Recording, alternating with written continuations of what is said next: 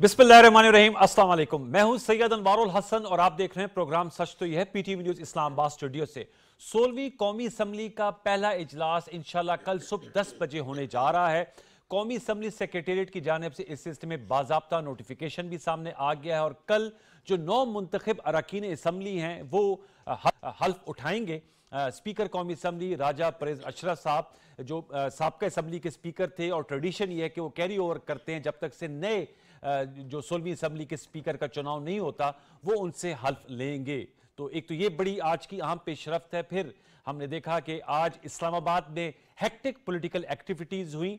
मुस्लिम league Nawaz की मुश्तरका पार्लिमानी party का इजलास हुआ जिसकी क़यादत कायद मुस्लिम लीग नवाज शरीफ साहब ने की और इस मौके पर उन्होंने बाज़ाब्ता तौर पर शहबाज शरीफ साहब को वजारत उज़्मा के लिए और सरदार अयाज सादिक साहब को स्पीकर कौमी असम्बली के लिए नामजद किया। इस मौके पर खिताब करते हुए नवाज शरीफ साहब का यह कहना था कि पहले 1.5-2 साल मुश्किल होंगे, कौम के लिए मुश्किल फैसले करने होंगे, लेकिन उसके बाद सियासी इस्तेकाम और पॉलिटिकल इकोनॉमिक स्टेबिलिटी की तरफ पाकिस्तान आगे बढ़ेगा। उन्होंने कहा कि जो सिलसिला उनकी साबका हुकूमत में शुरू हुआ 2013 से 2018 तक, कोशिश की जाएगी कि उसको आगे लेकर जाया जाए। नामजद वज़ीर आज़म शहबाज शरीफ साहब ने भी खिताब किया और उन्होंने कहा कि इलेक्शन में ऊंच नीच होती रहती है। मुस्लिम लीग नवाज के भी बहुत ही मुस्तनद किस्म के सियासतदान उन्होंने इलेक्शन हारे और उन्होंने कहा कि इस वक्त कौमी असम्बली में मुस्लिम लीग नवाज की जो अददी हैसियत है वो 104 कौमी असम्बली में मेंबर्स हैं। जो आज़ाद उम्मीदवार जिन्होंने शमूलियत इख्तियार की उनको भी वेलकम किया गया पीएमएलएन के फोल्ड में, जिन्होंने पहले ज्वाइन की थी आज बाज़ाब्ता तौर पे। फिर हमने ये भी देखा कि आज इत्तेहादी जमातों के कायदीन का भी इकट्ठा इजलास हुआ जिसमें जो कल एक अहम दिन है, कौमी असम्बली का इजलास होने जा रहा है उस हवाले से। और फिर जाहिर बात है स्पीकर, डिप्टी स्पीकर और लीडर ऑफ द हाउस का इंतखाब जो है वो अमल में लाया जाएगा और खबर यह है कि उस हवाले से एक मुश्तरका कमेटी भी तश्कील दी गई है जो कि इस तमाम मामले को ओवरसी करेगी। दूसरी जानिब पाकिस्तान तहरीक इंसाफ की जानिब से IMF को खत लिख दिया गया है। तर्जुमान PTI रऊफ हसन से खत तहरीर किया है बानी चेयरमैन PTI इमरान खान साहब के कहने पर, जिसमें IMF से कहा गया है कि वो जो मुंतखब हुकूमत से बातचीत करते हुए जो सियासी हालात हैं उसको मद्देनजर रखे, जो बेल आउट पैकेज के लिए मार्च में जो मौजूदा 9 माह का पैकेज है इसके अख्ताम के बाद बातचीत का अमल शुरू होगा। साथ में यह भी कहा गया है, IMF से कहा गया है कि इसे यकीनी बनाया जाए कि जो पाकिस्तान में 8 फरवरी को इलेक्शन हुए हैं तो 30% कौमी और सूबाई असम्बलियों के इलेक्शन का ऑडिट जो है वो कराया जाए। जहां तक सुन्नी इत्तेहाद काउंसिल की मखसूस नशिस्तों का मामला है तो आज इलेक्शन कमीशन के 5 रुकनी फुल कोर्ट बेंच ने समाअत की और समाअत के बाद जो फैसला है वो महफूज कर लिया। अलबत्ता सुन्नी आगे चल के प्रोग्राम में हम जो सुन्नी इत्तेहाद काउंसिल की जानिब से लेटर लिखा गया था चीफ इलेक्शन कमीशनर को, उसकी कॉपी भी बैरिस्टर अली जफर साहब को दी गई है जिसमें उन्होंने इस नुक्ते पे कि 5% खवातीन के कोटे पे जवाब दिया था कि वो ऐसे जमात इलेक्शन में पार्टिसिपेट नहीं कर रहे। फिर खैबर पख्तूनख्वा और बलूचिस्तान में जो सूबाई असम्बली हैं उनमें अरकान ने हल्फ उठा लिया। 115 खैबर पख्तूनख्वा के मेंबरान थे और 58 बलूचिस्तान असम्बली के मेंबरान, और कल स्पीकर डिप्टी स्पीकर का वहां चुनाव होगा। तो हम ये कह सकते हैं कि हुकूमत साजी के जो मराइल हैं वो हतमी तौर पर आगे बढ़ रहे हैं। इस सियाको सबाक के साथ हम गुफ्तगू करेंगे। A very noted politicians are joining us in our show. हमें ज्वाइन किया जनाब सेंटर डॉक्टर हुमायूं मोमन साहब ने, पाकिस्तान तहरीक इंसाफ के मरकज़ ईरान में, उनके हम शुक्रगुजार हैं sir, thank you so very much.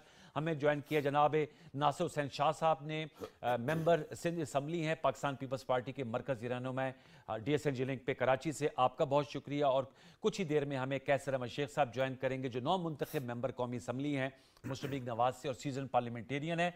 तमाम दोनों मेहमानों को फॉर्मल वेलकम। मैं आपकी इजाजत से नासिर हुसैन शाह साहब से गुफ्तगू का आगाज करेंगे। नासिर साहब माशाल्लाह तीसरी मरतबा मुराद अली शाह वज़ीर आला मुंतखब होकर आज कल उन्होंने ओथ भी उठा लिया। 4th टाइम है कि पाकिस्तान पीपल्स पार्टी को सिंध में जो है वो मैंडेट मिला है। मेरे ख्याल में in itself is an achievement. लेकिन आज उनसे क्वेश्चन आवर सेशन में हो रहा था सवाल कि आप लोगों को थोड़ी अपनी जो रफ्तार है गवर्नेंस की उसको ज्यादा तेज करना होगा, क्योंकि जो क्वेश्चनर जर्नलिस्ट थे वो ये कह रहे थे कि सेनेटर हुमायूं साहब की जमात ने KP और पंजाब में बहुत ज्यादा इनरोड्स बना ली हैं। तो पहले तो मैं ये जानना चाहूंगा इस हवाले से आपकी क्या राय है, और जो कल के असम्बली का इजलास होने जा रहा है कौमी असम्बली सेक्रेटेरिएट ने कॉल किया इसको, क्या कहेंगे इन दो नुकात पे नासिर हुसैन शाह साहब? बिस्मिल्लाहिर्रहमानिर्रहीम, अल्लाहुम्मा सल्ली अला मुहम्मद व आले मुहम्मद। देखें, एक तो ये प्रोसेस शुरू हुआ और जाहिर है सबको मैंडेट स्प्लिट मिला, क्राइसिस की सूरत हाल थी और उसमें जो फैसले किए गए हमारी पार्टी की तरफ से भी, और जाहिर है बहालत मजबूरी। लेकिन जो आप कह रहे हैं, कल नेशनल असम्बली का जो सेशन है वो कॉल हुआ है। बुलाना तो प्रेसिडेंट साहब को चाहिए था, लेकिन उन्होंने जो इफ़ एंड बट्स लगाए तो फिर कानूनी तकाज़े पूरे करने के लिए स्पीकर कौमी असम्बली ने उसको बुलाया है, क्योंकि होता है इलेक्शन के 21 दिन के बाद सेशन होना चाहिए उसके अंदर अंदर। तो ये तो एक वो है जो आइनी तकाज़ा है जिसको कल इंशाल्लाह मुकम्मल किया जाएगा। और फिर आपने जो बात की, तो सिंध में अल्हम्दुलिल्लाह अल्लाह की मेहरबानी और सिंध की अवाम ने जो अपना फ़ैसला दिया उसके तहत तीसरी बार साईं मुराद अली शाह साहब जो हैं वो यहाँ पे एज ए चीफ़ मिनिस्टर उन्होंने हैट्रिक की है। और इससे पहले भी साईं कायम अली शाह साहब रहे हैं। तो 2008 और 2013 और 2018 से ज़्यादा नशस्तें जो हैं वो पाकिस्तान पीपल्स पार्टी को सिंध में मिली हैं। जो बात कही जाती है, ये जो कि जी इल्ज़ामात लगाए जाते हैं इलेक्शन के ऊपर, और इसमें बहुत सारी ज़रूर क्वेश्चन मार्क हैं। हमें भी काफ़ी रिजर्वेशंस रही हैं। जिस तरह से रिज़ल्ट आए, जो लेट आए, फिर उस दिन इंटरनेट बंद हुआ और बहुत सारी जगहों पे जो शिकायत आ रही हैं कि फॉर्म 45 से मैच नहीं कर रहे। तो ये बिल्कुल है और इसके लिए ट्रिब्यूनल्स बना दिए गए हैं और वहाँ पे सब जा सकते हैं जिनके फॉर्म 45 रिज़ल्ट से मैच नहीं कर रहे। ये बिल्कुल उनको ये प्रॉपर हक है। और लेकिन जिस तरह एक यहाँ पे रविश इख्तियार की गई एहतजाज की कि रोडों को बंद कर देना, शाहराहें जाम कर देना, या फिर वही इस तरह की चीज़ें जिससे लोगों को नुकसान पहुँचे, अमलाक को नुकसान पहुँचे, ऐसा नहीं होना चाहिए। एहतजाज पुरअमन सबका हक है, एक प्रॉपर तरीक़ेकार है, वो ज़रूर इख्तियार करें, उससे कोई किसी को नहीं रोकता। लेकिन बहुत सारी जगहों पे जो एहतजाज हो रहे हैं उनका मुझे समझ में नहीं आ रही। मिसाल के तौर पर यहाँ पे हमारे ख़िलाफ़ जो अलाइंस था उसमें PMLN भी थी, JUIF भी थी, MQM भी थी, GDA भी थी, सिर्फ PTI उनके साथ नहीं थी। लेकिन अब जो एहतजाज हो रहा है, अगर सिंध स्पेसिफिक बात करें तो उसमें इस वक्त GDA, JUIF और PTI भी उनके साथ जो है, और जमायत इस्लामी भी उनके साथ मिलकर एहतजाज कर रही है। अच्छा, तो अब पहले तो सवाल GDA और JUIF से होना चाहिए कि जो उनके अलाइज थे, वो जो PMLN और MQM वाले, और जिनके खिलाफ इस वक्त PTI और JUI जमायत इस्लामी जो है कर रही है यहाँ पे एहतजाज, तो ये तो पहले आपस में फैसला कर लेना कि क्या हुआ और क्या नहीं हुआ। इसी तरह मेरे लिए इंतहाई काबिल एहतराम है मौलाना फजल रहमान साहब सर, वो भी एहतजाज की बात कर रहे हैं। तो वहां से तो उनसे KP में तो PTI जीती है। जरा PTI से पूछ लेते हैं शाह साहब, PTI से पूछ लेते हैं कैसर शेख साहब का हमने ग़ैबाना तारुफ कराए थे, वो आ गए सर। एक तो कांग्रेचुलेशंस, फेस टू फेस है, पता नहीं कितनी दफा आप ये सीट माशाल्लाह चिन्योट से जीत गए, लगता है अपने नाम रखवा रही है।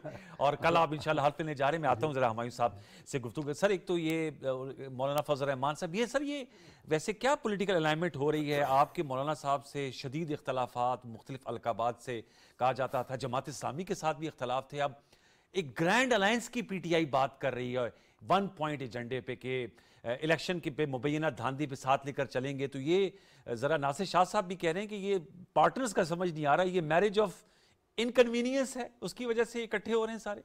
बिस्मिल्लाहिर्रहमानिर्रहीम। सॉरी मेरा जरा गला खराब है, तो कोई नहीं, मुझे पता है सेनेट में जरा आप लोग नहीं, सेनेट नहीं है वैसे। अच्छा, ये मौसमी गला खराब है। अच्छा, जो बातें हुई हैं उसमें पहले तो मैं नेशनल असेंबली का बताता हूँ। नेशनल असेंबली का रूल है या सेनेट का रूल है, 2 तरीके से इजलास बुलाए जा सकते हैं। हाँ, उस पर बात करें, ठीक। आप जो गवर्नमेंट है या प्राइम मिनिस्टर है वो प्रेसिडेंट को कहता है कि आप बुला लो प्रेसिडेंट आर्टिकल 48 के तहत बुला लेता है, ठीक है। अगर प्रेसिडेंट आर्टिकल 48 का शेक 5 है, अगर वो ना बुलाए, उसके ऊपर कोई तहफ़्फ़ुज़ात हो तो विद इन 15 डेज वापस कर लेते हैं कि ये तहफ़्फ़ुज़ात है। ठीक है, कानूनी रास्ता है। दूसरा तरीका है कि जो मेंबर्स हैं वो साइन करें जी, रिक्वेजिशन करें 1/4 हिस्सा। तो चूंकि मेंबर्स नहीं हैं तो वो हिस्सा तो बंद हो गया। ठीक। तो अब सिवाय प्रेसिडेंट के लीगली कोई और नहीं कर सकता। तो फिर वो आर्टिकल 91(2) का क्या करेंगे? सुने, जैसे 21 दिन ये भी आर्टिकल 48 ही है ना, इसमें कोई वायलेशन नहीं है। ठीक है। नंबर 2, पिछले साल हम लोगों ने देखा था कि मार्च अप्रैल में 2 असेंबलीज जब डिसॉल्व हुई, आर्टिकल 224 भी विद इन 90 डेज ही कहता था ना इलेक्शन कराओ। जी जी जी। कराए, इन्हीं की पार्टी बैठी थी ना, कराए नहीं कराए। उसके बाद फिर जब अगस्त में हुआ था, वही आर्टिकल कहता है कि नॉट लेटर देन 90 डेज। उसमें वो हल्का बंदियां करनी थी ना, डिलिमिटेशंस भी तो सर काउंसिल जी, ऑफ कॉमन इंटरेस्ट में सर, अप्रूव हुआ था देखिए ना। मेरी बात सुने, वो सारी चीजें डिलिमिटेशन 10 साल बाद होती हैं। काउंसिल ऑफ कॉमन इंटरेस्ट बैठ नहीं सकता था क्योंकि 2 सूबाई हुकूमतें की रिप्रेजेंटेशन नहीं थी, अच्छा वो भी जाली। अच्छा। तो उस वक्त इनको कुछ याद नहीं आ रहा। ठीक है। अब बात आ जाती एहतजाज की। वैसे क्या अमर माने हैं ना बुलाने के? क्योंकि देखिए, कहते हैं हाउस, सिंपल, नुकता ये था ना, हाउस सिंपल, कंप्लीट नहीं है नहीं है ना सर। तो आज आपने देखा, नहीं, वैसे तो इलेक्शन कमीशन ने सर, फैसला महफूज के सुन्नी इत्तेहाद सर, काउंसिल का जो सर, लेटर मैं आपको बता देता हूं। 26 मैं फरवरी आपको को आया बता था, दूं, मैं आपको उसमें उन्होंने बता कहा दूं। हमें खवातीन की सीटें, हमें सुने, लड़ा ही नहीं इलेक्शन। सुने सुने, इस तरह है कि इलेक्शन एक्ट कहता है कि जो पार्टी की डेफिनेशन है कि कोई भी जाके एक पॉलिटिकल उस पे अपनी पार्टी बना सकता है और उसको एक सिंबल मिल जाता है। जी। पाकिस्तान तहरीक इंसाफ को सिंबल ना होने की वजह से हमें सबको इंडिपेंडेंट कर दिया। वो तो ठीक है? हमें पता है उस तारीख कर का। दिया ना। हाँ। फिर आप लोगों ने इलेक्शन लड़ा। ठहर जाए। अब जो सुन्नी तहरीक है उसकी जब बात हुई, उन्होंने एक लिस्ट दी, उनकी एक्सपेक्टेशन नहीं थी कि हम लोग करेंगे। वो पार्टी रजिस्टर है, उनके पास सिंबल है। जी जी। और जो इलेक्शन एक्ट का एक्ट नंबर 104 है, वो उसका जो वो कहता है कि अगर आपके पास कोई लिस्ट ख़त्म हो जाती है या नहीं है, ख़त्म हो जाती है तो आप एग्जॉस्ट हो जाती है और आपके पास ज़्यादा सीटें हैं तो आप और नए डाल सकते हो, ऐड कर नहीं, सकते हो। और नए डाल सकते हो या ऐड कर नए सकते दे सकते हो? नहीं दे सकते हो, नहीं दे सकते अगर हो। इनिशियली आपने नहीं भी दिया फिर भी? आप ऐड कर सकते हो। Okay. देखिए उनका सिर्फ एक चलिए, है। अब तो ये मामला उनका सब जो एक है। फैसला देखिए, महफूज हो देखिए, गया है। देखिए फैसला महफूज हो गया है, लेकिन इससे पहले बहुत सारे फैसले महफूज हुए और हमारी सिवियर रिजर्वेशंस हैं। ठीक है। हमारी रिजर्वेशंस ये कि ये एक्चुअली सारा जो मसला है वो इस वजह से चला है कि इन्होंने पाकिस्तान तहरीक इंसाफ को कोशिश करना है, पहले तो इन्होंने 50, 60, 70 सीटें कम करो, उसके बाद जो उनका हक बनता है, उनकी वुमेन सीट्स और उनकी वो है, ये आर्टिकल 25 की भी खिलाफ है। ठीक है, वो तो सर वो आपका मौका Equal वो तो अब जरा opportunity. मैं चाहूंगा सिर्फ कैसर साहब को ले आऊं। आपने कहा एक अपॉर्चुनिटी, कैसर शेख साहब, एक तो पीएमएलएन की पार्लिमानी पार्टी भी हुई, फिर अभी आप इत्तेहादी जो पार्लिमानी पार्टीज के इजलास से भी आए हैं, तो कल इंशाल्लाह जा रहे हैं हल्फ के लिए। आपने सुना हुमायूं साहब कहते हैं आपने तो मुतअद्दिद ऐसे सेशंस अटेंड किए हैं, वो कह रहे हैं कि ये सदर साहब बुलाएं तो फिर जो है वो असम्बली का इजलास होता है, तो ये खुद स्पीकर और कौमी असम्बली के सेक्रेटरीट ने बुला लिया इजलास। जी बात बड़ी क्लियर है, 21 दिन के अंदर अंदर सदर साहब ने इजलास बुलाना होता है।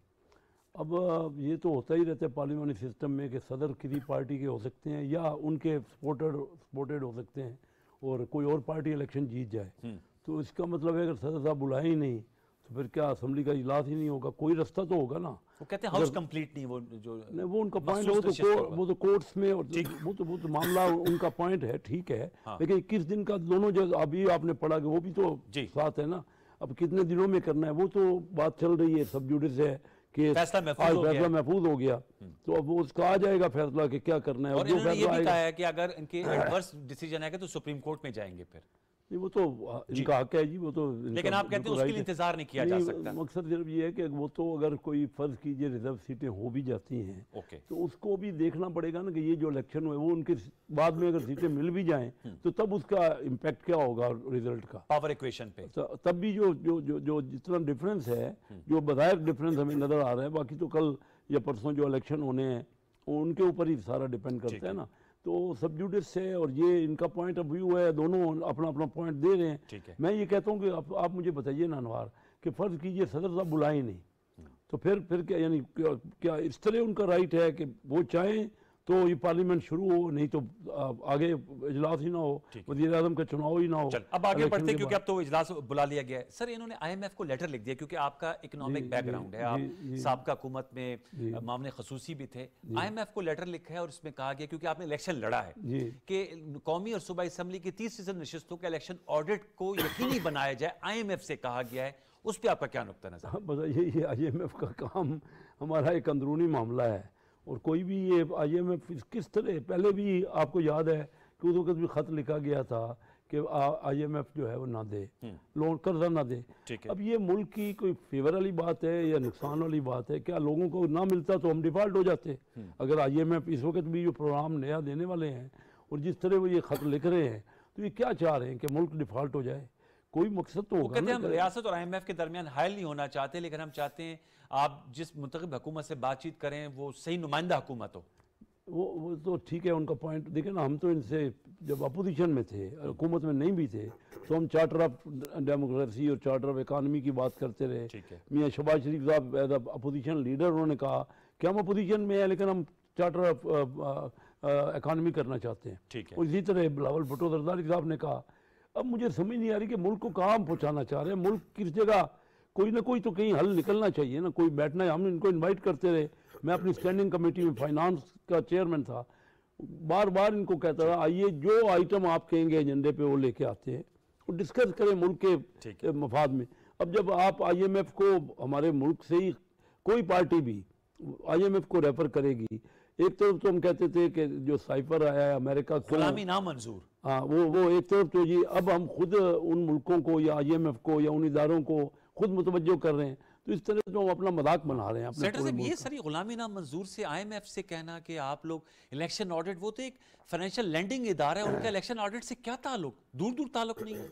इस तरह है कि जब 2023 में मुलाकात हुई थी, IMF वाले गए थे और इमरान खान से मिले थे जी, तो वहाँ पे ये तय पाया गया था कि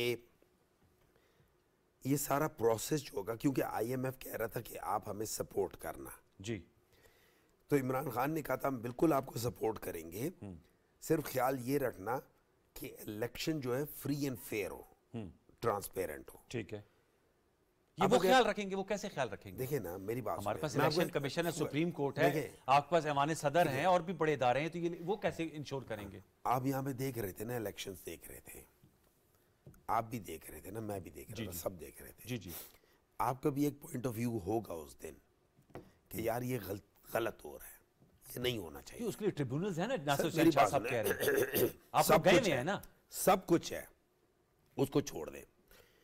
बात ट्रिब्यूनल की नहीं है, जो हुआ है वो गलत हुआ है, वो नहीं होना चाहिए था। अच्छा, मैं फर्ज करें मैं, आप और शेख साहब, हम लोग एक जगह पे हो और हम तीनों के घरों में बज़ाहिर डाका पड़ जाए, तो मैं मिसाल दे रहा हूँ, मिसाल सुनिए। अब हम सारे मैं जा रहा हूँ, कभी इस पुलिस स्टेशन जा रहा हूँ, कभी उस पुलिस स्टेशन जा रहा हूँ और अपने केस दर्ज करने के चक्करों में हूँ, कभी किसी से पूछ रहा हूँ यार क्या है, और आप दोनों बैठ के कह रहे हो कि यार पुलिस वाले खुद ही करेंगे। आपको जनरली क्या लगेगा कि किसके घर एक्चुअल डाका पड़ा है, किसके घर नहीं पड़ा? एक बंदे के एक्शन से पता चलता है कि यार वाकई इसके साथ ज्यादती हुई है, दूसरे बंदों के साथ ज्यादती हुई है, वो कह रहे हैं, लेकिन उनका जो रवैया है वो ऐसा है कि जैसे चिल कर रहे हैं।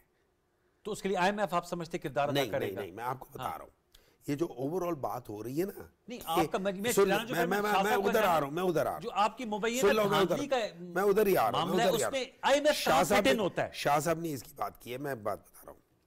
ये जो बात होती है ना कि हर एक पार्टी को तहफ़्फ़ुज़ात थे, तहफ़्फ़ुज़ात इस तरह थे कि पीपल्स पार्टी को ये तहफ़्फ़ुज़ था इनकी 25 सीटें कैसे रह गई, इनकी तो डील ज्यादा की हुई थी पीपल्स पार्टी की। नून लीग को ये था कि उन्होंने कहा था कि यार हमें तो आप 110 देंगे, हमारी 17 कैसे रह गई? 17 नहीं, 17 104 हैं। 17 असल में 17 है ना, मैं उसकी बात कर रहा हूँ, ठीक है? तो आपकी अपनी देखिए ना, मैं गलत बयान कर रहा हूँ ना, मैं अपनी सोच बयान कर रहा हूँ, MQM की 1 या 2 थी, उनकी 18 17 हो गई। कहीं से तो ये ली गई है ना। सर IMF कहां से फिट इन होता है, मेरा बार बार सवाल ये है। IMF इस तरह है कि मैं उस बंदे को कैसे रिप्रेजेंट कर सकता हूँ, इजाजत दे सकता हूँ कि जो मैंडेट चोरी करके सामने आया है। नासिर शाह साहब, आपने सर सुन लिया जो आर्गुमेंट बिल्ड किया है सेंटर हुमायूं साहब ने, आप इसको किस तरह सर इसको काउंटर करेंगे? वो कह रहे हैं जी आप लोग ड्यूली इलेक्टेड नहीं है, इसलिए हमने लेटर लिखा है IMF को कि आप लोग नुमाइंदा नहीं है पाकिस्तानी अवाम के, लिहाजा इनसे डील करने से पहले इलेक्शन ऑडिट कराया जाए 30% नशिस्तों का कौमी और सूबाई सतह पे। देखें, पहले तो 2018 में जो कुछ हुआ, जिस तरह RTS के ज़रिए इनको लाया गया था, काश मेरे मोहतरम सेनेटर उसकी बात भी कर लेते। लेकिन अब ठीक है, जैसा भी हुआ है, हमें उस वक्त भी रिजर्वेशंस थी, लेकिन मुल्क की बेहतरी के लिए सब ने इस पार्लिमानी निज़ाम को आगे बढ़ाया और आगे बढ़ना चाहिए।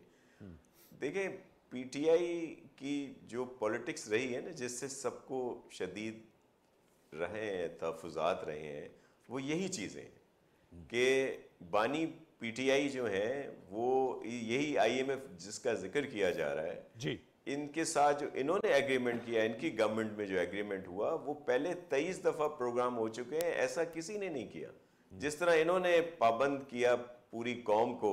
और उस वक्त तो अब क्या हम कहें कि पहले ये कहते थे कि खुदकशी कर लेंगे, IMF के पास नहीं जाएंगे, लेकिन बाद में जब गए तो इन्होंने वो चीज़ें मानी जो पहले किसी ने नहीं मानी। और फिर इनकी सारी जो पॉलिटिक्स है या जो कुछ भी है वो ज़ाती उस पे है कि भाई खान साहब अगर प्राइम मिनिस्टर नहीं रहे तो उन्होंने असम्बलियाँ तोड़ दी, वो कुछ नहीं हो रहा तो 2 अच्छी भली असम्बलियाँ चल रही थी पंजाब KP की, उनको भी तोड़ दिया गया। फिर IMF को उस वक्त भी ख़त लिखा गया था, आपको याद होगा, और इनके जो साबिक सूबाई वज़ीर ख़जाना थे उन्होंने भी लिखा, और वो जो वफाकी वजीर रहे थे साबिक, उन्होंने भी लिखा, अपनी तरफ से पूरी कोशिश की इन्होंने कि पाकिस्तान जो है वो डीस्टेबलाइज हो, बस हम नहीं है तो कुछ भी नहीं है। अब भी ये जो IMF को इन्होंने ख़त लिखा है, एक दूसरे ख़त का आपको पता नहीं है जो मेरे ख्याल में पाकिस्तान की अवाम की तरफ से लिखा गया है या लिखा जा रहा है कि जी ये जो आपको ख़त आया है ये उन लोगों ने लिखा है जो घड़ी चोर हैं, जो फराह गोगी को की वजह से मनी लॉन्ड्रिंग करते रहे हैं, जिन्होंने बहुत ज़्यादा मुल्क को नुकसान पहुंचाने की कोशिश की, और भी बड़ी तफसीलात हैं। काश वो ख़त भी जो है वो भी मंजर आम पे आए, या जिस वक्त ये ख़त लिखा जा रहा था नीचे ब्रैकेट में ये भी लिखा जाता है कि ये इल्ज़ामात भी जो हैं ये इनके ऊपर हैं, IMF इनको भी देखे और फिर उसके बाद जो फैसला करे। बड़ी अजीब बात है कि मुल्क को की मईशत को तबाह करने वाले, अब अगर कोई आगे बढ़ने की बात हो रही है, पाकिस्तानी अवाम को इस गर्दाब में फंसाने वाले, बेरोजगारी में, महंगाई में, करोड़ नौकरियां, पता नहीं लाखों घर बनाने वालों ने कुछ नहीं दिया, बल्कि अब तो जो लोगों के घर घिरे उनको कोई वो भी पाकिस्तान पीपल्स पार्टी के चेयरमैन ने बेड़ा उठाया सिंध के घर, लोगों के घर बनाने का, क्योंकि यहाँ पे हमारी गवर्नमेंट थी प्रोविंशियल, लेकिन ये सिर्फ अपनी जात के इर्द गिर्द घूमते हैं। अब मेरी गुजारिश ये है, मेरे बहुत मोहतरम है सेनेटर साहब और ये अच्छे इंसान भी हैं और अच्छी शख्सियत के मालिक हैं, लेकिन PTI का रंग तो चढ़ता है ना। अब मैं सिर्फ इन्हें ये 10 बस्ता अर्ज करता हूं कि 8 फरवरी को लेके आगे बढ़े। जो 9 मई की तर्ज सियासत है, खुदारा उससे बाहर निकले कि जो बानी PTI जो उनमें इनफ्लेक्सिबिलिटी थी, जो किसी से बात नहीं करते थे, फिर ऐसा वक्त आया कि कोई उनसे बात करने के लिए तैयार नहीं है। तो ये सारी चीज़ें जो हैं ये सामने होनी चाहिए और इनको मद्देनज़र इनको रखना है, और फिर ही जाके हम आगे जो है वो बढ़ सकते हैं। अभी ये देखें, जो कुछ भी हुआ, इनको मैंडेट मिला, पाकिस्तान पीपल्स पार्टी तो चाह रही थी कि ये गवर्नमेंट बनाए, लेकिन आपने देखा कि इनकी तरफ से तो किसी से बात करने की इन्होंने ज़रूरत नहीं महसूस की, बल्कि कह दिया कि हम तो जी बात ही नहीं करेंगे। नहीं, उन्होंने किसी ये से। कहा कि तो पीपल्स ये पार्टी, जब नून लीग और सूरत-ए-हाल एमकेएम से बात नहीं सामने करेंगे। आएगी जी। तो उस पे क्या किया जा सकता है? बड़ा अहम नुकता उठाया आपने। एक छोटा सा वक्फा शामिल करते हैं, एक छोटा सा वक्फा नासिर शाह साहब शामिल करते हैं, फिर सैनी साहब और कैसर शेख साहब और आप भी हमारे साथ मौजूद होंगे। जरा गुफ्तगू को आगे बढ़ाएंगे। एक छोटा सा वक्फा, दोबारा लौट के आते हैं, हमारे साथ रहिए।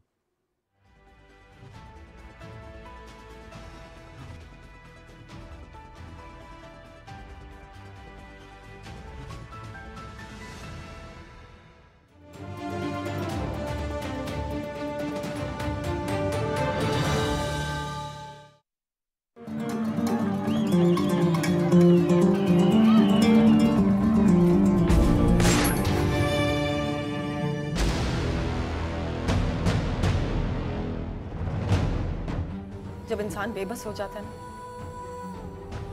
वहीं से मौत से शुरू हो जाती है।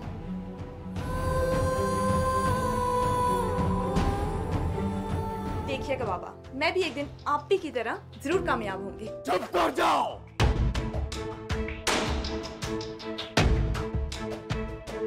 मैं भी आपके साथ चलूंगी, जवाब दूंगी उन सबको। शहर के हालात जरा ठीक नहीं है। तुम्हारा होने वाला दामाद बड़ा अफसर बना है, उसने इनकार कर दिया तुम्हारी बेटी के साथ शादी करने को। हलाल की कमाई से पाली हुई औलाद वालिदैन की कभी भी नाफरमान नहीं होती। हम जो वर्दियों पे खर्च करें और स्कूल में पैसे दें, उससे अच्छा नहीं है पैसे बच्चों पे खर्च करें। जब तक हम आपके साथ हैं, इसकी नौबत नहीं आएगी।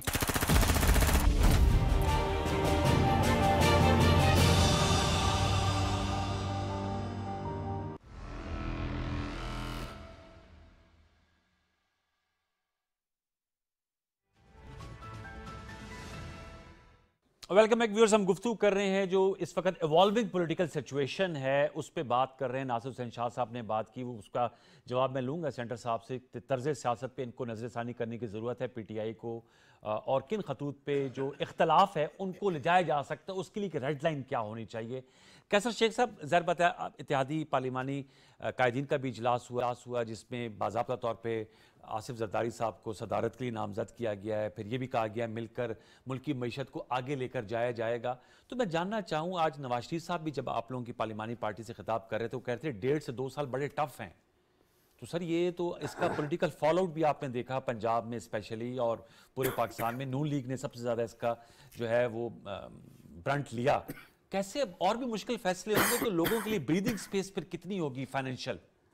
देखिए, बड़ा अच्छा आपने सवाल किया। इस वक्त तो हमारा मुल्क जो है ना बहुत ज़्यादा तकलीफ में है, सब मानते हैं इस बात को।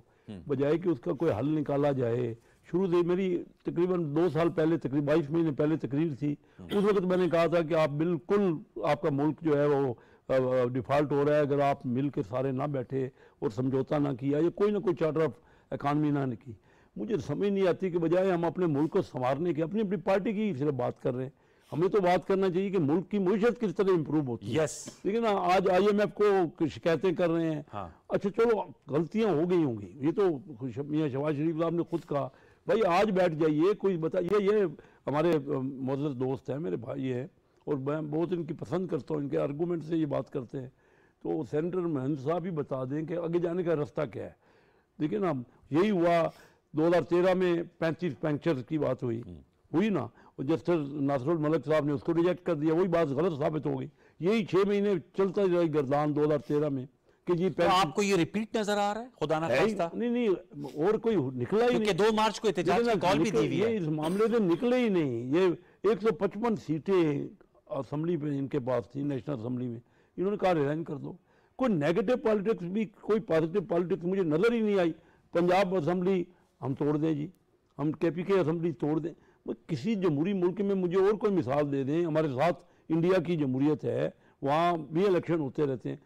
किस तरह कोई ना कोई चीज़ मानने को तैयार नहीं। जब इंडिया ने यहाँ पे एयरफोर्स ने हमला किया, उसके बाद हम चाह रहे थे कि अभी मिल के बैठ जाएं, तभी वो कह नहीं जी हमने तो बात ही नहीं की, 27 फरवरी किसी फोरम पे ही नहीं बैठना।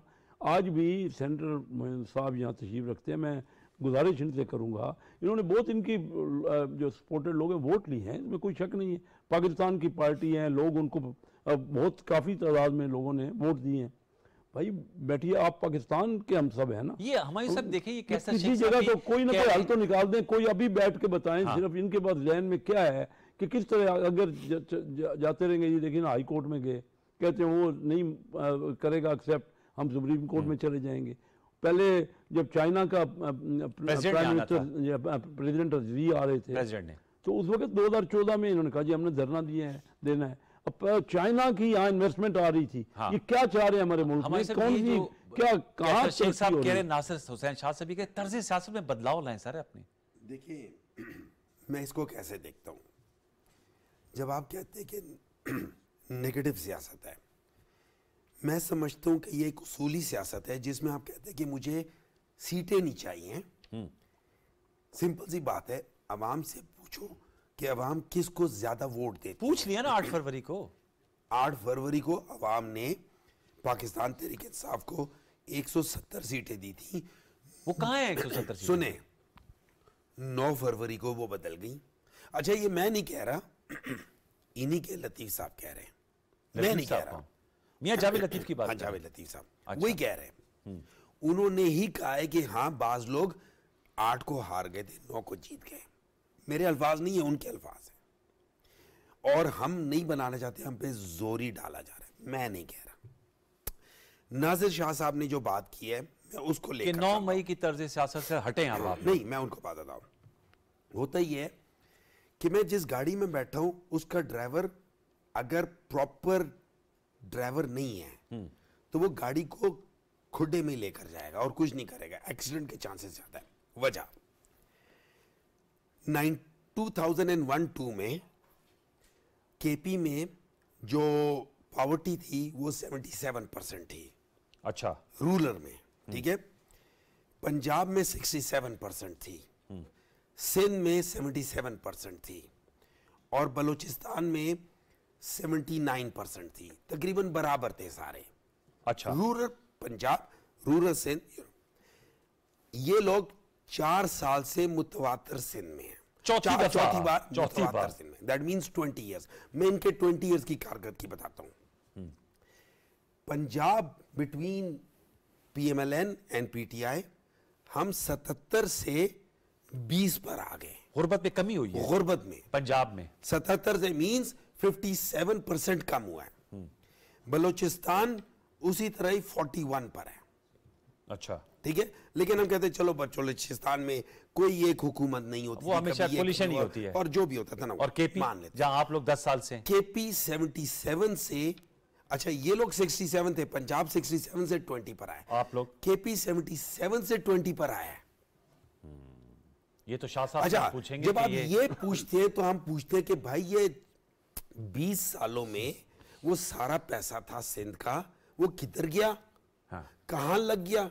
पॉवर्टी एलिवेशन में आप लोगों की पॉवर्टी खत्म हो गई है, अवाम वैसे ही पॉवर्टी में। ये नासिर हुसैन शाह साहब, ये ना हमारे साथ क्या आप तारीफ कर रहे हैं, उन्होंने आर्गुमेंट ऐसा बिल्ड किया है। सर मैं फैक्ट, हम क्यों कहते हैं, हम क्यों कहते हैं, हाँ। अगर इन लोगों ने अवाम का मैंडेट लेना होता और इन्होंने अवाम को जवाबदेह होना होता तो ये अवाम के लिए काम करते।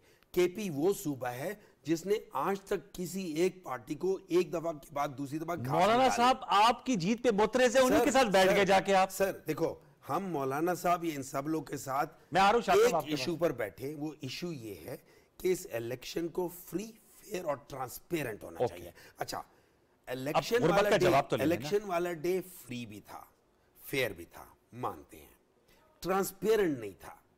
अच्छा, वैसे मैं एक सवाल आपसे कर रहा हूं, आप दो केपी में जो आप जीते वो फ्री एंड फेयर हुआ। हम नहीं सुन लेना सवाल। हम नहीं जीते और जो ये कैसर शेख साहब आपके बराबर, सर मेरा सवाल, कैसर शेख साहब आपके बराबर में बैठे हैं, ये चिन्नौट से जीते, इस पे आपको शक है? नासिर हुसैन शाह साहब सक्कर से जीते, इस पे शक है? आप जीत गए तो वो सब ठीक है। हमें हर सीट पर शक नहीं है। हाँ, हमें हर सीट जहां आप हारे हैं वहां शक है? नहीं, हम बहुत सारी जगहों पे हारे हैं।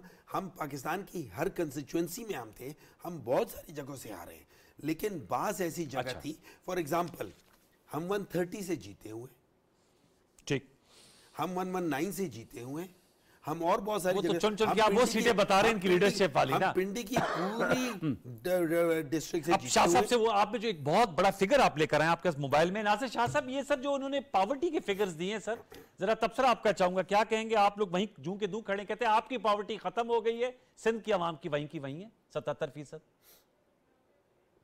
77 से 40 पर आ गई है। देखिए 2 और 2 4 होते हैं ना जी। और हाथ कंगन को आरसी किया।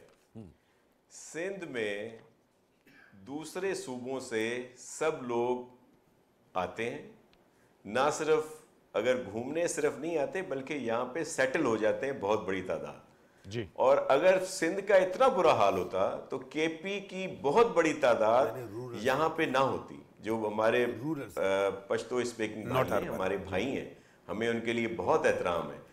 किसी भी बड़े शहर से ज्यादा, जो पेशावर से ज्यादा आबादी आपको कराची में और फिर जो हमारे और रूरल एरियाज हैं वहां पे हमारे पख्तून भाइयों की आपको मिलेगी।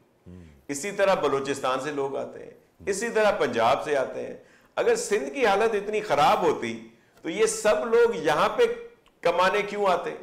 मुफ्त इलाज यहाँ कराने आते हैं। हमारे भाई हैं, हमें बहुत खुशी होती है, हमारी भाई बहन आते हैं, लेकिन वो यहाँ पे सेटल होने आते हैं, यहाँ पे रोजगार करने के लिए आते हैं। मुझे सिंधी बताएं जो सिंध वाला कोई केपी में काम कर रहा हो, कोई पंजाब में काम करने गया हो, कोई बलूचिस्तान में काम करने गया हो। अगर इतनी अच्छी सूरत हाल है केपी की तो इतनी बड़ी तादाद में वहां के लोग यहां क्यों आते हैं? ये सिर्फ तस्वीर कशी जो सिंध की जाती है। बहुत सारे अरस्तु और सुकरात आके बैठ के नेशनल मीडिया और सोशल मीडिया पे करते हैं, जी पीपल्स पार्टी ने सिंध का बुरा हाल कर दिया, अब इनको पता चलेगा। अभी मेरे सेनेटर साहब कह रहे थे कि इनके हर सीट पे आदमी थे। जी सेनेटर साहब की मैं अर्ज करना चाह रहा हूं कि रिकॉर्ड उठा के देख लें, कराची हैदराबाद के अलावा 80% एरियाज में इनके कैंडिडेट ही नहीं थे। मुझे दिखा दें जो उन्होंने सोशल मीडिया पे भेजे हुए, सबका भेजा है ना उन्होंने, चले इनकी पार्टी का नहीं था वो इशू, अपनी जगह पे रहा, लेकिन इन्होंने कहे हुए कि जी इस सीट पे हमारे ये, हमने इनको सपोर्ट कर रहे हैं। मुझे ये 50% भी दिखा दें ये सखर डिवीजन में, लाड़काना डिवीजन में, हमारे मीरपुर खास जो है उस डिवीजन में, शहीद बेनजीराबाद डिवीजन में, मुझे दिखा दें अगर ये सिर्फ कैंडिडेट ही अपने बता दें और इनके किसी कैंडिडेट ने वहां पे ये क्राई किया हो, अगर कोई खड़ा भी हुआ किसी जगह पे कि जी हमारे साथ कोई नाइंसाफी हुई है तो हम उसके देनदार हैं, ऐसा नहीं है। लेकिन ये आके फिर नंबर्स पता नहीं कहां से ले आते हैं। अभी यही जो गैलप सर्वे और दीगर आ रहे हैं इसमें तो आ रहा है कि 76% लोगों ने कहा है कि इलेक्शन बहुत ठीक हुए हैं, किसी ने उस पर एतराज नहीं किया।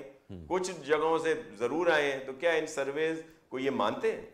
मसला ये है कि ये जो वही तर्ज सियासत जो है कि मैं ना मान, बस अपनी बात जो है वो करनी है। अभी हम देखें इनको वोट मिले हैं, हम पीपल्स पार्टी इस बात की शुरू से कहती थी कि लेवल प्लेइंग फील्ड सबको होनी चाहिए, इनको निशान बल्ले का होना चाहिए, हमारे चेयरमैन साहब ने कहा है। लेकिन उसमें भी इनकी अपनी वो जो इनके जो वकला साहिबान हैं जो अब चेयरमैन भी बन गए, सारे वकला इनके अच्छी अच्छी सीटें ले ली, बहुत सारे उन्हें सीटें लेके जीत के भी आए, वो बजाय कानूनी तरीक़ाकार इख्तियार करने के उसको पॉलिटिसाइज करते रहे। उन्होंने अपने जो उनके क्लाइंट हैं जो जिनकी तरफ से वो लड़ रहे थे, मैं खान साहब की बात कर रहा हूँ, उनकी सजा खत्म कराने या कम कराने में तो उन्होंने कोई तवज्जो नहीं दी, वो उस इशू को पॉलिटिसाइज करते रहे।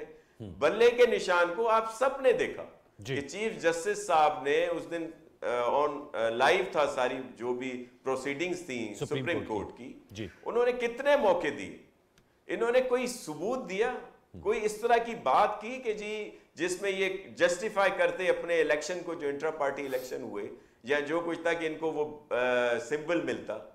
दूसरे दिन इनको मौका था कि वो जो लतीफ खोसा साहब हैं, बैरिस्टर साहब जी, के वो जो लेवल प्लेइंग फील्ड का केस तो दूसरे दिन लगा हुआ था, वो इस दिन ये इस्तदा कर सकते थे कि चीफ जस्टिस साहब हमें चले वो नहीं मिला बैट का निशान, लेकिन हमें कोई एक सिंबल तो दे दें हमारे कैंडिडेट्स को। उन्होंने उसको सस्ती शोहरत के लिए उन्होंने कहा अवाम की अदालत में जाएंगे, केस ही नहीं प्रोसीड करना, उन्होंने कहा सर हम अवाम की अदालत में जाएंगे। जी जी आपने कहा, उन्होंने कहा था अवाम की अदालत। जी सर मैं जरा कैसा देखिए वो अभी फिर उसके बाद इन्होंने किसी एक पार्टी के पास गए, दूसरों के पास गए, अपनी बात अपनी जो इनकी कोताही है उनको नहीं मानते कि अभी जिस पार्टी के साथ इन्होंने इत्तेहाद किया उन्होंने कोई लिस्ट ही नहीं दी हुई। यस ये आइन में है कि जो एग्जॉस्ट हो जाए उसका क्या मतलब है कि चले जी आपने 5 नाम लिए, आपने देखा कि हमने इतनी सीटें लेनी है, लेकिन अब आपको बहुत ज्यादा सीटें मिल गई, तो फिर वो आपकी लिस्ट में आप दीगर लोगों को ऐड कर सकते हैं। लेकिन अगर आपने दी नहीं हुई, ये बात जो मेरा तो फिर उसको आप कैसे आगे बढ़ा सकते हैं? अगर आपने नहीं दी तो वो कह रहे कहीं नहीं लिखा हुआ, ये हमायूं साहब कह रहे हैं आपने नहीं दी तो आप दोबारा दे नहीं सकते। सिर्फ ये है कि उसका सीक्वेंस नहीं चेंज कर सकते, उसका सीक्वेंस नहीं चेंज करते, आप ये ऐड कर कानूनी सकते तौर हैं। पर किया जा सकता है। ठीक है, चले मैं कैसा शेख साहब अब बताएं, अब वे फॉरवर्ड जो असेंबली बनने जा रही है 16वीं, उसमें हम इसी तरह की डिबेट्स देखेंगे? कोई अच्छी रिवायात कायम होंगी, पार्लियामेंट्री ट्रेडिशन, कंस्ट्रक्टिव क्रिटिसिज्म होगा, या मैंने तो आपको बताया जी 1990 में इंडिया से हम हर लिहाज से आगे जा रहे थे। 4 गुना इकानमी थी इंडिया की, आज वो 13 गुना होगी हमारे आपस के मामलात में। मुझे ये बता दें, महेंद्र साहब क्योंकि लर्नेड हैं, मुझे बता देना 50 लाख घर और 1 करोड़ नौकरियों में से क्या हुआ, या 10 साल से जो केपीके में इनकी हुकूमत है, कह रहे हैं 20% कम हो गई गुर्बत। मैं आपको बताता हूँ डेफिसिट, मुझे बता दें कितना क्या है। हाँ। ये खसारा जो इनके हुआ है वो क्या, लोन कर्जा कितना लिया इन्होंने 10 सालों में, मैं ये फिगर दे देना मुझे, मैं इकोनॉमिक की बात कर रहा हूँ। अच्छा ये बता दें मुझे कि एजुकेशन में कितना, क्योंकि ये तो प्योरली प्रोवेंशियल सब्जेक्ट है ना, एजुकेशन है, उसमें क्या इम्प्रूवमेंट हुई? सबसे ज़्यादा हालात ख़राब जो है वो केपीके में एजुकेशन के हैं। उसके बाद ये बता दें कि लॉ एंड ऑर्डर में क्या तब्दीली हुई, क्या बेहतरी हुई? भाई इनके बेसिक तो वो सब्जेक्ट थे ना, ये तो अपने मानते ही कुछ नहीं है। ये फिगर पंजाब में इन्होंने खुद एग्री किया कि पॉवर्टी कम हुई है। आप मुझे बता दीजिए ना कि केपीके का कितना कर्जा हुआ, कितना डेफिसिट इस वक्त है आपका बजट? जी फिगर सबके सामने है, जबरदस्त डेफिसिट है, सब सूबों से ज्यादा डेफिसिट केपीके में है, सबसे सूबों से बिल्कुल है। इसमें कोई फर्क हो जाएगा तो मैं जिम्मेदार हूँ बात करने का। बताएं कि सबसे पहले इन्होंने कहा कि जॉब्स, मैं ये मानता हूँ 50 लाख घर नहीं कर सके कोविड की वजह से, हम नहीं कर सके। ठीक है, बिल्कुल पूरी दुनिया में वो बहुत सेक्टर पर है। अच्छा नहीं बना सके। अच्छा ठीक है, जॉब्स की बात है 3.5 ईयर्स, 3.5 साल में 1.1 मिलियन 11 लाख लोग ब्यूरो ऑफ इमिग्रेशन एम्प्लॉयमेंट के थ्रू बाहर गए हैं, एम्प्लॉयमेंट के थ्रू। उसके बाद जॉब इंक्रीज हुई है, 1.5 मिलियन एग्रीकल्चर में ज्यादा हुए हैं। अच्छा उसके बाद 2.4 मिलियन जॉब्स ये थी इंडस्ट्रीज में ज्यादा हुई है। ये कितनी बन गई टोटल? ये बन गई है तकरीबन 5 मिलियन। 50 लाख सर, वो कह रहे हैं 50 लाख इन्होंने नहीं 50 लाख नहीं बनी। हाँ। ये मैं आपको बताता हूँ 1.8 मिलियन पर ईयर के लिहाज से है। तो कितने बनी? 4 सालों में कर ले 40 और 30 72 लाख नौकरियां दे दी हैं।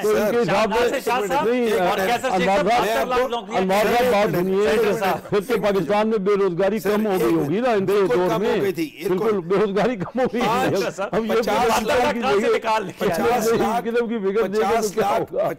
जो था, सबसे ज्यादा बेरोजगारी अनएम्प्लॉयमेंट जो था ना, मैं वो बता रहा हूँ, मोबाइल सेट पब्लिश डाटा बता रहा हूँ। अच्छा ठीक है, 50 लाख टेक्सटाइल इंडस्ट्री में आई है, डेली वेजेस वाली। ठीक है, अच्छा अब एक और बात कर देते हैं इन टोटल बात ये बिल्कुल। अब बात आ जाती है कि ये लोग अक्सर कहते होते हैं कि जो पीटीआई वाले उन लोगों ने पैसे बहुत लेते हैं, बिल्कुल मानते हैं। पाकिस्तान तहरीक इंसाफ ने $52 बिलियन कर्जा लिया था, सबसे ज्यादा $52 अरब।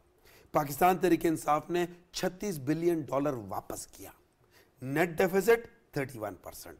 ओके, नून लीग की तरफ मैं तो केपीके की बात कर रहा हूं, आपकी हुकूमत थी, आप बता दीजिए कोई बता दीजिए, केपीके का बता दे, आपके फेडरल गवर्नमेंट की तरफ चले गए। 49.7 बिलियन लिए, वापस कितने किए? 27 बिलियन। नेट डेफिसिट 10 साल में कितना कर्जा था और कितना कर्जा हो गया? सर हम फिगर में फंस जाएंगे, अब हम आगे बढ़ते हैं, बस टुवर्ड्स द एंड बोल देते हैं। नेट डेफिसिट 45%, 14% ज्यादा नेट डेफिसिट। अच्छा पीपल्स पार्टी की भी बात कर लेते हैं, जहां पे उन्होंने बड़ी अच्छी दूध की लहरें, उन्होंने $25 बिलियन लिया था, वापस कितना किया? 14 बिलियन। Net deficit 44%। सर जी मैं बात बता देता हूँ, ये बैलेंस शीट हम आपकी लगा देंगे। बैलेंस शीट इस तरह ना, मैं आपसे 100 रुपए लेता हूँ सर, मैं वापस 10 रुपए। मैं सर ये पूछ रहा हूँ नासिर शाह साहब, 72 लाख नौकरियां दी हैं, बस इस पे आप एंड कमेंट कीजिएगा। आज डेटा बताया है, इस पे कमेंट कीजिएगा। शाह साहब पे क्लोज करना है। पढ़े लिखे लोग पढ़ते हैं खाली। 72 लाख नौकरियां देखिए सेनेटर साहब बहुत अच्छे शख्स हैं जाती तौर पर, लेकिन अब पीटीआई का असर तो हुआ है ना, मैं कह चुका हूँ पहले ही। दूसरी बात जो कैसर साहब आपको कह रहे हैं ये ऑन रिकॉर्ड है कि 1947 से लेकर 2023 तक इतना कर्ज केपी वालों ने, या पहले जो भी नाम था और बाद में केपी आया, NWFP, जितना इन्होंने 2013 से लेकर 2018 और फिर ये जो अभी 23 तक इन्होंने कर्जे लिए हैं, आप रिकॉर्ड का हिस्सा है। ठीक है कि वो इतने सालों में इतना कर्जा नहीं लिया गया जितना सिर्फ इन 8 सालों में या 10 सालों में इन्होंने ये कर्जा लिया। ये तो रिकॉर्ड की बात है। ठीक है शाह साहब, आगे सर। तो सेनेटर साहब बता नहीं रहे, कैसर साहब बिल्कुल सही फरमा रहे हैं जी। बिल्कुल आगे, बिल्कुल कैसर शाह साहब, बिल्कुल हमारा कैसर शाह साहब वक्त खत्म हो जा रहा है। बार के हम इसको उठाए रखेंगे, इन्होंने फिगर्स दिए हैं, आपने बैलेंस चेक कर लेना। मैं इनवाइट कर रहे हैं, मैं इनवाइट करता हूं के प्लेटफॉर्म से। देखिए हमारा मुल्क सबका मुल्क है, हाँ। गलतियां भी हुई होंगी, लेकिन मुल्क को तबाह ना करें। खुदारा मिलके बैठे, कोई ना कोई हल तो निकाले, कोई ना कोई हल निकाले। झगड़े ही करते रहेंगे तो हमारे तो और लोग बेरोजगार भी होते रहेंगे। आइए बिल्कुल उसको पिछली चीजों को भूल जाइए, इग्नोर करें ना सर, पिछली चीजों को भूल जाइए। आपका बहुत शुक्रिया कैसर शेख साहब भी और नासिर हुसैन शाह साहब भी, थैंक यू वेरी मच। आप माशाल्लाह पार्लियामेंटेरियन से मेरी निहायत एहतराम है, लेकिन वक्त की तंगी आड़े है। व्यूअर्स, आपने गुफ्तगू सुनी, कल इंशाल्लाह इजलास होने जा रहा है। वी होप एंड प्रे कि सैनिटी विल प्रिवेल और अच्छे फैसले होंगे और अच्छी तरीके से आगाज होगा। प्रोग्राम सच तो में फीडबैक दीजिएगा। मुझे दीजिए इजाजत, आपका बहुत शुक्रिया, अल्लाह हाफिज।